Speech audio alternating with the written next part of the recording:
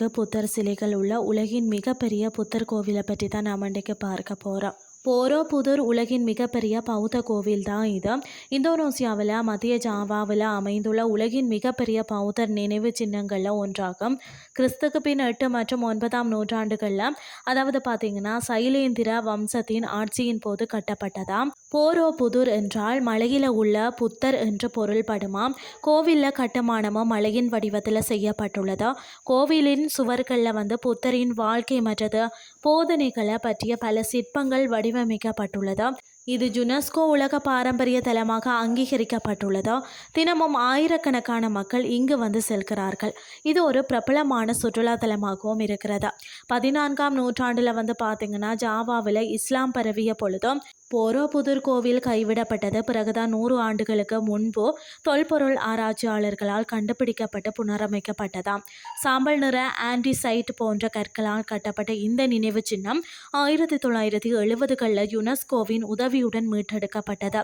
அதாவது சைலேந்திர வம்சத்தின் ஆட்சி காலத்தில் கட்டப்பட்ட இந்த கோவிலின் வடிவமைப்பு பார்த்தீங்கன்னா ஜாவானிய பௌத்த கட்டிடக்கலையை பின்பற்றுகிறது.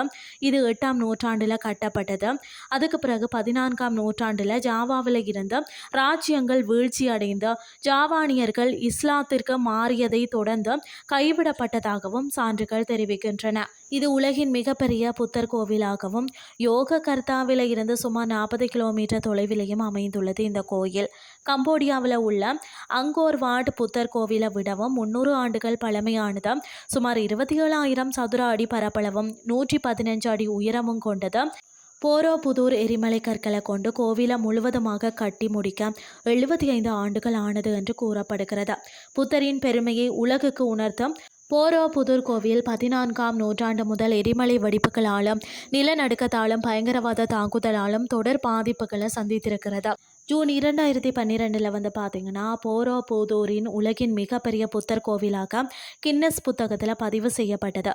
கோவிலுக்குள்ளே பார்த்தீங்கன்னா ஆன்சைட் சேவைகள் மற்றது உணவகங்கள் உள்ளது.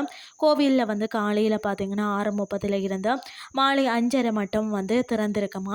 கோவிலுக்குள்ளே நுழைவதற்கு பார்த்தீங்கன்னா நுழைவுச்சீட்டு தேவை. முன்கூட்டியே டிக்கெட்டுகளையும் வாங்கலாமாம். அத்துடன் கட்டண பார்க்கிங் வசதியும் உள்ளதா. இன்றைய கிறிஸ்டி உங்களுக்கு பிரயோசனமாக அமைஞ்சிருக்கும்னு சொல்லி நான் நம்புகிறேன். இதே மாதிரி மற்றும் ஒரு கிறிஸ்டின் வாயிலாக உங்களை சந்திக்கிறேன். நன்றி.